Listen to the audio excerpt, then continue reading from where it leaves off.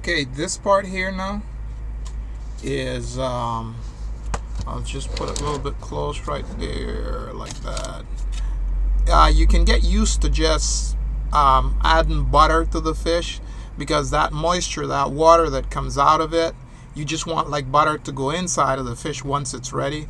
And you have to flip it over, you know, in the process of cooking it one time, and then you got to like kind of do it like that and make it, you know, but you got to leave it with a little bit of the juice into it. And then from there, you know, I just go over here, and what I have here is just, let me put this up like this.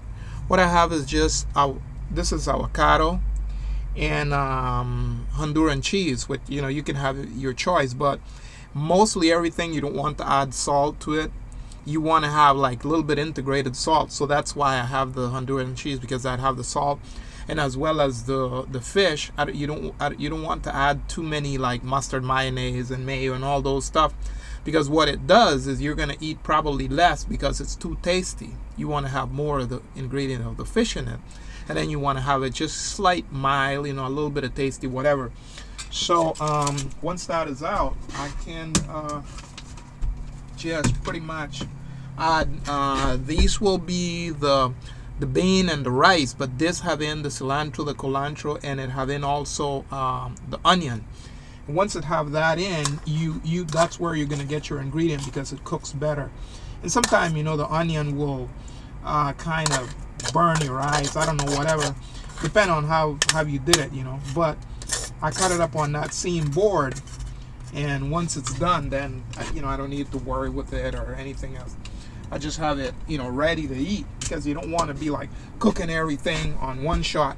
And then I use this is kind of like a small bowl, like a little Chinese bowl or whatever, you know. But the reason for having everything like this is because you gotta clean less, and you can do it in a more handy way. So I don't know if you can get a shot there, but over here you can see it better because the light is there. But basically, you know, you don't want to make it too TV show or whatever. You just pile your fish up on it, so that you can learn, you know, you learn the commodity of eating out of one bowl, and kind of making it faster. And so what I'm doing is just piling it here basically, and you know, making it efficient. So I'm just gonna put it there and get the fish out. You know, that butter left there, you know, I care for it, but what I care for is when the fish is cooking inside of the oven, that the butter kind of goes through it.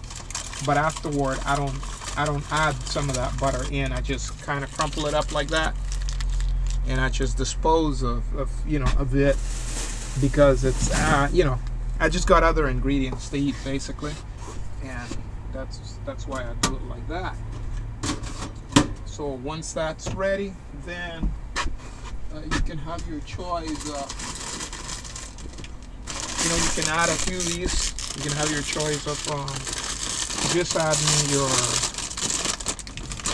you know, your chips. But I don't use much chips.